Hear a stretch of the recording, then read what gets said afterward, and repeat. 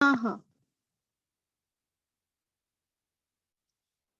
good morning students. Continuing with the same chapter triangle, chapter 6, or we already discussed with you BPT theorem, Thales theorem and its converse. We already discussed. Now what is the criteria for similarity of two triangles? उन दो अगर दो triangles if you have given, तो उसको similar करने का क्या criteria है? आज हम एक थ्योरम के थ्रू जो आपके 6.3 एक्सरसाइज में यूज होनी है, today we will discuss with you 6.3 जो थर्ड थ्योरम है. Today I will discuss with you before starting this exercise 6.3. So criteria क्या है सिमिलैरिटी ऑफ टू ट्रायंगल्स का? देखो, दो ट्रायंगल को अगर सिमिलर करना होता है तो मैंने आपको बताया था कि एक तो ट्रायंगल्स जो हैं, जैसे फॉर एग्जांपल ट्रायंगल एबीसी और ट्रायंगल डीईएफ, ये दो ट्रायंगल अगर मुझे सिमिलर करने हैं तो इनका क्राइटेरिया क्या होगा? एक तो आपका एंगल, पहले एंगल एक दूसरे के क्या होंगे, कॉरेस्पॉन्डेंस जो है वो इक्वल होंगे, कॉरेस्पॉन्डिंग एंगल. जैसे फॉर एग्जांपल एंगल ए जो है वो इक्वल होगा एंगल डी के, एंगल बी जो है वो इक्वल होगा ई के, और एंगल सी जो है वो एंगल होगा एफ के. दो ट्रायंगल को सिमिलर करने के लिए और साथ में उनकी कॉरेस्पॉन्डिंग साइड्स जो हैं वो प्रोपोर्शनल होंगी. तो किस तरह से? जैसे for example A B upon DE, A B D side के प्रोपोर्शनल होगा और ए सी जो है डी एफ साइड के प्रोपोर्शनल होगा और बी सी जो है वो ई एफ साइड के प्रोपोर्शनल होगा. अब आप कहेंगे कि ये तो तीन साइड्स और तीन एंगल, लेकिन हमें choose any one of the इन सब में से 6 पार्ट्स में से only 3 we have to select कि कौन सी प्रॉपर्टी. जैसे फॉर एग्जांपल आप दो ट्रायंगल को कॉन्ग्रेंट करते थे तो क्या रूल लगाते थे? या तो आप लगाते थे साइड एंगल साइड, ठीक है, SCS प्रॉपर्टी, ये क्राइटेरिया होता था, या फिर एंगल साइड एंगल, ये क्राइटेरिया होता था, या फिर राइट एंगल हाइपोटेन्यूज और another any one of the side RHS rule apply करते थे, या फिर हम साइड साइड साइड जो है ये एक ट्रायंगल की तीनों साइड्स अगर दूसरे ट्रायंगल की तीनों साइड्स के कॉरेस्पॉन्डेंस इक्वल होती थी तो then we can say that the triangles are congruent. ये तो कॉन्ग्रेंसी के रूल थे कि we take the any 3 of the parts, ठीक है ना. तो सिमिलरली, या अगर कई बार ये रूल भी अप्लाई होता था AAS, एंगल एंगल और other sides, but some time it will be used. But SSA property जो था side side angle, that is not, वो एप्लीकेबल नहीं था. तो ये हम रूल अप्लाई करके हम दो ट्रायंगल्स को क्या करते थे? कॉन्ग्रेंट. ऐसे ही सिमिलर करने के लिए भी हमको इन्हीं में से कुछ रूल अप्लाई करने पड़ेंगे. जैसे अगर एक ट्रायंगल की दो साइड्स अगर प्रोपोर्शनल होती हैं, जैसे for example I am taking these two sides और इनके बीच का इंक्लूडिंग एंगल अगर हमारा इक्वल आ जाएगा तो देन वी कैन से, अगर दो साइड्स और साथ में उसका इंक्लूडेड एंगल अगर इक्वल आ जाएगा तो then we can say the triangles are similar. और अगर एक ट्रायंगल की तीनों साइड्स दूसरे ट्रायंगल की तीनों साइड्स के कॉरेस्पॉन्डिंग इक्वल आ जाएंगी तो then also we can say the triangles are similar. या अगर एक ट्रायंगल के तीनों एंगल दूसरे ट्रायंगल के तीनों एंगल के इक्वल आ जाएंगे लेकिन हम एंगल एंगल एंगल नहीं लिखेंगे, हम वहां पर सिमिलर करने के लिए ये रूल अप्लाई करेंगे एंगल एंगल, ठीक है. मतलब कि थर्ड एंगल जो है वो ऑटोमेटिकली क्या हो जाता है? इक्वल हो जाता है. और फोर्थ, ये तो मैंने दो साइड्स और बीच का इंक्लूडेड एंगल बताया है. और आज हम एक थ्योरम के थ्रू, एक मैं थ्योरम ले रही हूँ कि if in a triangle the two triangles are equiangular, so then prove that the triangles are similar. Today I am taking the third theorem of your chapter number 6.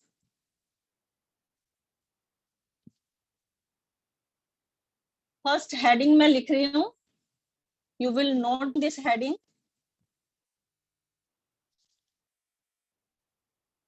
If two triangles, note कर लो, if two triangles are equiangular,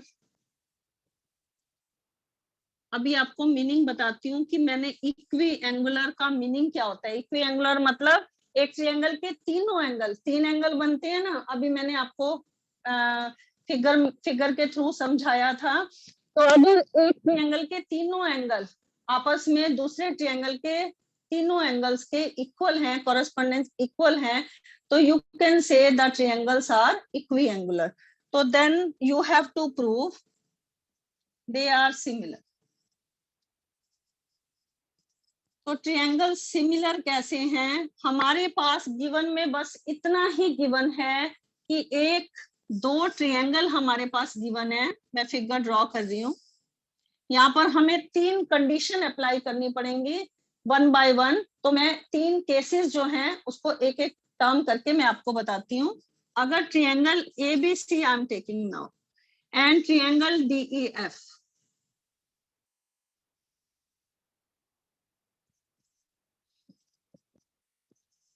तो हमारे पास given में क्या दे रखा है? Given में हमारे पास दे रखा है, यहाँ पर मैं लिख रही हूँ, ये थ्योरम 6.3 है। If two triangles are equiangular, equiangular मतलब in a triangle ABC and triangle DEF, ये थ्योरम ध्यान से समझना, तब आपके जो क्वेश्चन 6.3 एक्सरसाइज के हैं वो इजीली सॉल्व हो सकेंगे। In a triangle ABC and triangle DEF, you have given angle A equal to angle D, angle B equal to angle E, and angle C equal to angle F. ये आपके पास given है कि ये angle इसके equal है, this angle is equal to angle B and this angle is equal to angle F. ये हमारे पास गिवन है। नाउ हमें प्रूव क्या करना है? हमें प्रूव करना है कि triangle ABC similar to triangle DEF। मैंने आपको बताया कि ये सिमिलर का सिंबल होता है, ठीक है। जैसे कॉन्ग्रुएंट का सिंबल क्या होता है? दो स्ट्रेट लाइन लगा के ऊपर S जो है इस तरह से डालते हैं, और ये सिमिलर का साइन होता है। तो ट्रायंगल सिंबल है, ट्रायंगल ABC जो है वो सिमिलर है ट्रायंगल DEF के। अब हम वन बाय वन तीनों केसेस को इसको प्रूव करने के लिए, एक ट्रायंगल अगर इक्विएंगुलर दे रखा है तो उसे सिमिलर प्रूव करने के लिए हमें साइड्स प्रोपोर्शनल करनी पड़ेंगी। तो हम साइड्स प्रोपोर्शनल कैसे करेंगे? केस वन ले लेते हैं। यहाँ पर थ्री केसेस है। तो पहले केस में हम क्या करते हैं? लेट कर लेते हैं, let AB equal to DE। जैसे फिगर दे रखी है हम ऐसे ही उसको एज्यूम कर लेते हैं, फर्स्ट केस, ठीक है। केस वन है आपका, हम लेट कर लेते हैं कि AB जो है DE के इक्वल है। तो अगर आपका AB DE के इक्वल है फर्स्ट केस में, और एंगल AD के बराबर है, ये गिवन है, और एंगल BE के इक्वल है, तो कौन सी प्रॉपर्टी लग गई कॉन्ग्रुएंट करने के लिए? कॉन्ग्रुएंट करने के लिए एंगल, एंगल, साइड, एंगल। क्योंकि अगर दो एंगल के बीच की इंक्लूडेड साइड इक्वल होती है तो कौन सा क्राइटेरिया यूज होता है कॉन्ग्रुएंसी के लिए? Angle, side, angle. तो पहले ये दो ट्रायंगल क्या हो गए? कॉन्ग्रुएंट हो गए। तो यहाँ पर हम किस तरह से लिखेंगे? इन ट्रायंगल ABC, ये फर्स्ट केस बनाने के लिए ये आपको लिखना जरूरी है कि हमने लेट कर लिया कि AB जो है वो D के इक्वल था, गिवन में नहीं दे रखा था, हमने इसे एज्यूम किया है। तो triangle ABC and triangle DEF में angle A equal to angle D given, और AB इक्वल टू D आपने लेट कर लिया। ये अभी आपने एज्यूम किया है, ठीक है, बाय कंस्ट्रक्शन भी लिख सकते हो या बाय एजम्पशन भी लिख सकते हो, ठीक है ना। तो ए बी डी के बराबर ये अभी आपने एज्यूम किया है, और हमारा एंगल बी जो है एंगल ई के इक्वल है। तो ट्रायंगल्स क्या हो गए हमारे, कॉन्ग्रेंट हो गए। तो अगर हमारे ये ट्रायंगल कॉन्ग्रेंट हो गए, कौन सी प्रॉपर्टी से, एंगल साइड एंगल। अगर ये ट्रायंगल हमारे कॉन्ग्रेंट्स हो गए, तो कॉन्ग्रेंट होने के बाद उनकी कॉरेस्पॉन्डिंग साइड्स, उसको हम क्या कहते थे, बाय सीपीसीटी। सीपीसीटी उसकी जो फुल फॉर्म होती थी, एक बार मैं फिर से यहाँ लिख रही हूँ, सीपीसीटी का मतलब क्या होता था, corresponding part of congruent triangle. तो उनके कॉरेस्पॉन्डिंग पार्ट जो बाकी बचते थे वो भी आपस में क्या होते थे, इक्वल होते थे। इट मींस इसका क्या मतलब हो गया कि बीसी भी ईएफ के बराबर है, और AC is also equal to DF, ठीक है। और AB तो हमने लेट कर ही लिया था। तो अगर ये इक्वल है, अगर ये सारी साइडें आपस में इक्वल आ गई, तो then you can also say, अगर ये सारी साइड्स इक्वल हैं तो इट मींस ये प्रोपोर्शनल भी है। So AB upon DE equal to BC upon EF equal to AC upon DF। तो हमारा अगर तीनों साइड्स हमारी प्रोपोर्शनल आ गई, तो then you can say the triangles are similar. हमारे फर्स्ट केस में तो ये हमने अभी पहला केस किया है, फर्स्ट केस किया है, इसको लेट करके जब मेरा ABD के बराबर था, तो ABD के बराबर होने के बाद हमने बाकी दो साइड्स को भी क्या कर दिया, इक्वल लेकर आए। और जब बाकी दो साइड्स हमारी इक्वल आ गई, तो then you can say the other two sides and this side is also proportional to it also। तो अगर ये proportional है, तो you can say that ABC is similar to triangle DEF। This is your first case। Now we will take the second case when AB is greater than DE। अगर ये वाला triangle कि ये वाली साइड और ये वाली साइड इससे दोनों साइडों से क्या है, बड़ी है, तब हम सेकंड केस यहाँ पर डिस्कस करेंगे, तब हमारे ट्रायंगल कैसे सिमिलर होंगे।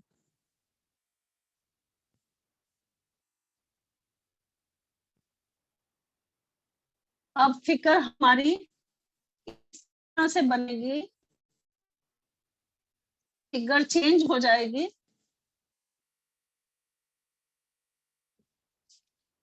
अब हम फिगर बनाते हैं, लेट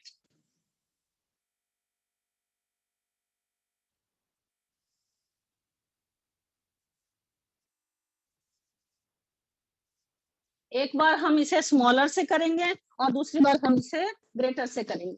तो पहले चलो स्मॉलर से कर लेते हैं, लेट ये वाला ट्रायंगल बड़ा ले लेते हैं।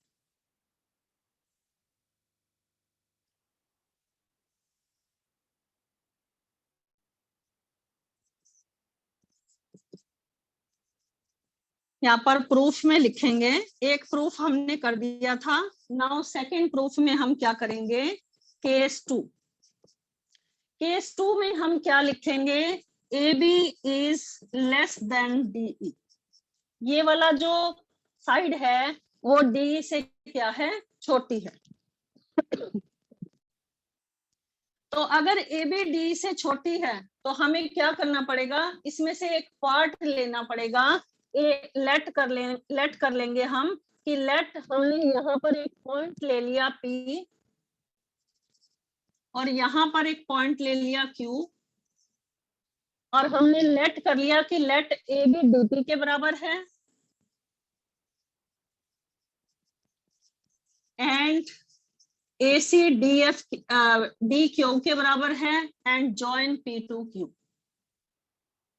ठीक है, P को Q से हमने क्या कर दिया है, ज्वाइन कर दिया। ठीक है, हमने इसे लेट कर लिया कि लेट हमारा AB जो है वो पहले हमने लेट कर लिया था कि AB जो है वो DE से स्मॉलर है, और अब हमने स्मॉलर मान के क्या कर लिया है, इस ट्रायंगल में से एक और अनदर ट्रायंगल कट कर लिया है कि ए बी जो है वो डी पी के बराबर है और ए सी जो है वो डी क्यू के बराबर है। अब हम क्या करेंगे, अब हमारे प्रपोर्शन किस तरह से बनेंगे, क्योंकि इक्वी एंगुलर तो हमें ऑलरेडी गिवन है।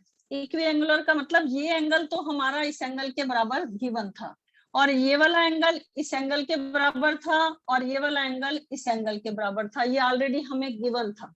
लेकिन हमें प्रोपोर्शन में लाने के लिए, साइड प्रोपोर्शनल करने के लिए, सिमिलर बनाने के लिए हमें ये 3 केस जो है यहाँ पर अप्लाई करने पड़ रहे हैं 1 by 1। तो सेकंड केस में हम क्या लिखेंगे, now take the triangle ABC and DPQ. Now take the triangle ABC and triangle DPQ. अब ये दो ट्रायंगल में हम क्या 3 चीजें लाएं कॉन्ग्रेंट करने के लिए। एक तो ए बी बराबर है डीपी, अभी हमने लेट कर लिया था, और ए सी बराबर है डी क्यू, ये भी हमने लेट कर लिया था, और angle A equal to angle D ये गिवन है, और ये हमने एज्यूम किया दोनों चीज। कंस्ट्रक्शन भी लिख सकते हो। तो ट्रायंगल्स क्या हो गए हमारे, कॉन्ग्रेंट हो गए। कौन सी प्रॉपर्टी से हुए, कैसे हुए, मैंने रूल आपको बताया था कॉन्ग्रेंट करने का। क्या रूल था, एस था, ए था, RHS था, और एंगल साइड एंगल था। तो अब यहाँ पर कौन सा रूल अप्लाई हो रहा है, दो साइडों के बीच का included angle. A B DP के बराबर है, ए सी डी क्यू के बराबर है, एंगल ए एंगल डी के बराबर है। If the two sides and the included angle are equal to the another triangle in a triangle, when the two sides and between the included angle is equal to the other two sides and the included angle of the another triangle, then you can say the triangles are congruent। तो ये triangle आपके क्या हो गए, by SAS property triangles क्या हो गए आपके congruent। अगर दो triangles congruent हो जाते हैं तो उनके कॉरेस्पॉन्डिंग पार्ट, अभी मैंने सीपीसीटी की फुल फॉर्म बताई थी, देन यू कैन से उनके कॉरेस्पॉन्डिंग पार्ट कौन से रह गए, एंगल बी एंगल पी के बराबर आ गया अब, और एंगल सी जो है एंगल क्यू के बराबर आ गया। यहाँ पर लिखो बाय सीपीसीटी।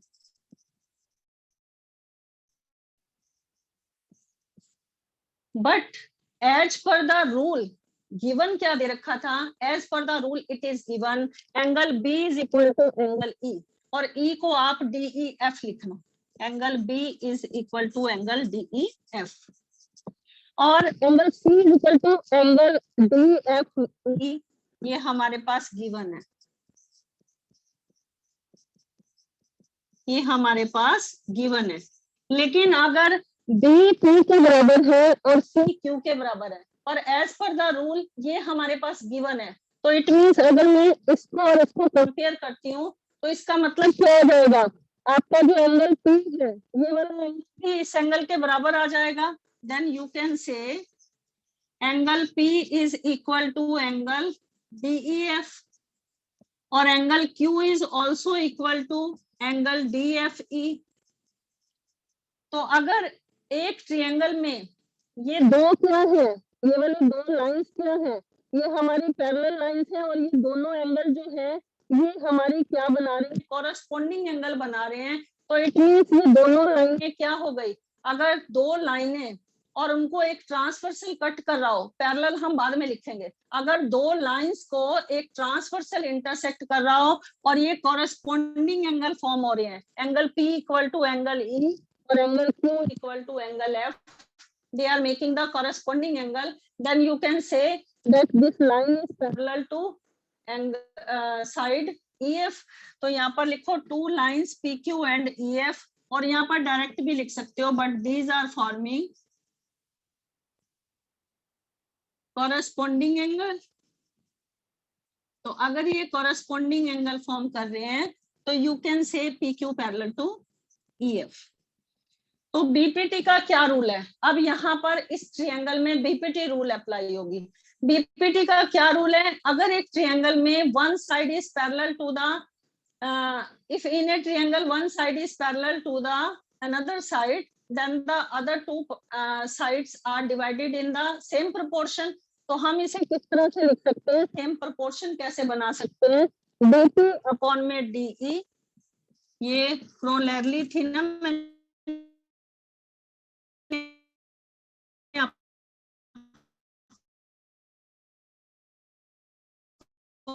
बताया था बीपीटी का, क्यू अपॉन में df।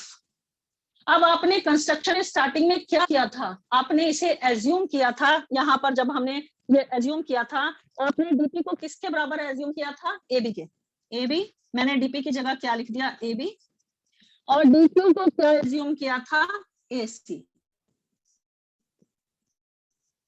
तो अगर हमारी दो साइड प्रोपोर्शन आ गई, एबी अपॉन डी बराबर एसी अपॉन डीएफ आ गया, इसी तरह से हमारी जो थर्ड साइड बनेगी, इसी तरह से जो बीसी है वो भी पीक्यू के क्या हो जाएगा, इक्वल हो जाएगा। और पीक्यू जो है किसके इक्वल है, ईएफ के भी इक्वल है। तो you can say BC is also equal to, यहाँ पर पहले लिखो बीसी इक्वल टू पीक्यू, और ये पीक्यू ईएफ के भी बराबर है, तो इसका मतलब बीसी ईएफ के भी बराबर है। तो इसका मतलब क्या हो जाएगा, हमारा बीसी जो है ईएफ के प्रोपोर्शनल भी है। तो अगर ये तीनों साइड्स हम प्रोपोर्शनल ले आए, तो you can say triangle ABC similar to triangle DEF. ये था आपका सेकंड केस। मैं ये सेकंड केस एक बार फिर से एक्सप्लेन कर देती हूँ, क्योंकि अभी तो यहाँ पर लिखा हुआ है, और अगर कोई डाउट होगा तो क्लियर हो जाएगा अभी। देखो सेकंड केस में क्या था, फिर से लेट कर लेते हैं। पहले केस में ए बी डी के बराबर किया था, सेकंड केस में ए बी डी से छोटा है, और अभी थर्ड केस करेंगे A B is greater than, तो वो भी सेम लिखना है, सारा कुछ सेम आएगा, बस बट इसमें यहाँ पर थोड़ा सा चेंज हो, बाकी सारा प्रोपोर्शन हमारा सेम आएगा। देखो सेकंड केस में मैंने ए बी डी से छोटा ले लिया, तो अगर मैंने छोटा ले लिया तो उसको इक्वल करने के लिए मुझे क्या करना पड़ेगा, यहाँ पर दो पॉइंट्स लोकेट करने पड़ेंगे और उसके इक्वल उसे बनाना पड़ेगा। तो ए बी डी को इक्वल कर दिया, और ए सी डी को इक्वल कर दिया, और बी सी पी सी जब मैंने ज्वाइन कर दिया तो थर्ड साइड के इक्वल हो गई। तो अब पहले हमने इसमें कॉन्ग्रेंट रूल लगाया, ए बी डी पी के बराबर है, ए सी डी क्यू के बराबर है, एंगल ए डी के बराबर है। तो बाय दो साइड्स और एक एंगल के थ्रू ट्रायंगल्स क्या हो गए, कॉन्ग्रेंट हो गए। अगर ये कॉन्ग्रेंट है तो their corresponding parts are also equal. So corresponding part कौन से बचे, बी इक्वल आ गया पीछे, और सी इक्वल आ गया क्यू के। पर as per the rule it is given the two triangles are equiangular, ये हमें गिवन था। So B equal to E और सी इक्वल टू एफ, ये हमारे पास गिवन है, और ई और एफ को मैंने इस तरह से लिखा है।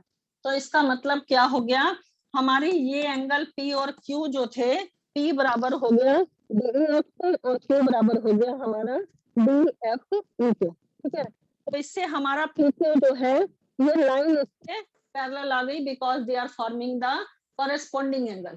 तो ये लाइन इससे पैरेलल है। तो अगर एक ट्रायंगल्स में यहाँ पर बीपीटी रूल अप्लाई करके हमने प्रोपोर्शन बनाए, और प्रोपोर्शन में मैंने वैल्यू पुट कर दिया डीपी और डीक्यू की जगह, तो अगर ये दो प्रोपोर्शन बन गए, और बीसी पीक्यू के बराबर था, और पीक्यू अभी पैरेलल था, और ये ईएफ के इक्वल भी है थर्ड साइड इसके, तो इट मींस डीसी जो है अगेन आ गई आपकी ईएफ के इक्वल, ये हमें लाना था। तो अगर ये इक्वल आ गई तो ये सेम प्रोपोर्शन भी है। Now fourth rule, sorry case 3 करते हैं। अब ये फिगर चेंज हो जाएगी फिर से।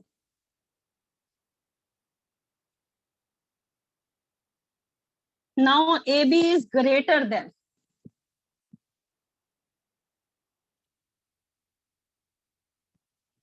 अब ये ट्रायंगल एबीसी जो है ये बड़ा बनाएंगे थर्ड केस में।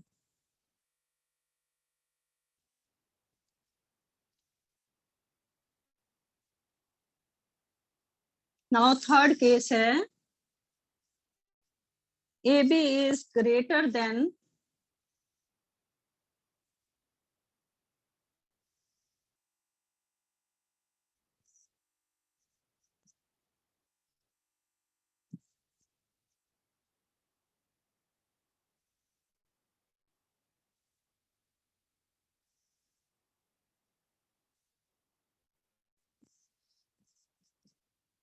थर्ड केस में मैं प्रूफ लिख रही हूं और किस तरह से फिगर को प्रोड्यूस करके इक्वल करेंगे। Let A B is greater than D, ये थर्ड केस है। अब थर्ड केस में इसे इक्वल करने के लिए मुझे इसे प्रोड्यूस करना पड़ेगा, बराबर बनाने के लिए, क्योंकि ये ट्रायंगल मुझे इसके इक्वल करना है। ये यहाँ पर मिल गया है, थोड़ा सा अलग से लिखना है यहाँ पर। तो यहाँ पर लिखो produce DE at point P and DF at point Q and join PQ। ठीक है, इन दोनों को प्रोड्यूस कर दिया मैंने और साथ में हमने क्या किया, PQ को क्या कर दिया, ज्वाइन कर दिया। तो हमने क्या किया था, पहले स्टार्टिंग में क्या किया था, जब मैंने यहाँ पर AB D के बराबर जो है नहीं दे रखी थी, AB जो था वो D से बड़ा था, तो अब हमने रूल क्या किया, AB DP के बराबर कट कर लिया प्रोड्यूस करने से, और AC जो है वो DQ के बराबर कट कर। सेम उसी तरह से करना है जैसे पहला स्टेप मैंने बताया था, बस थोड़ा चेंजेस जो है यहाँ पर कॉन्ग्रेंस करने के बाद जो प्रोपोर्शन बनेंगे उसमें चेंज होगा। Now take the triangle ABC and DPQ। Now in triangle ABC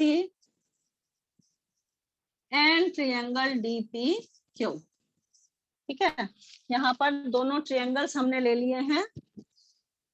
तो AB जो है DP के बराबर यहाँ पर अभी हमने कट किया है, और AC जो है वो DQ के बराबर है, और एंगल A और D जो है वो तो ऑलरेडी गिवन में था, angle A equal to angle D, ये हमें गिवन था। तो आपके ट्रायंगल्स क्या हो गए, कॉन्ग्रेंट्स हो गए। तो अगर ये कॉन्ग्रेंट्स हैं, टू साइड्स और बीच का इंक्लूडेड एंगल, तो बाय SAS कॉन्ग्रेंसी ट्रायंगल्स हमारे क्या हो गए हैं, कॉन्ग्रेंट्स हो गए। तो अगर ये ट्रायंगल कॉन्ग्रेंट है तो इसका मतलब B जो है वो किसके बराबर है, DPQ के बराबर है, और C जो है वो किसके इक्वल है, DQP के बराबर है। बट गिवन में क्या दे रखा था, BE के बराबर है, बट गिवन में क्या दे रखा था, BE के बराबर है, और C जो है वो F के इक्वल। तो इन दोनों को जब हम कंपेयर करेंगे, इट मींस DPQ किसके बराबर आ गया, एंगल E के,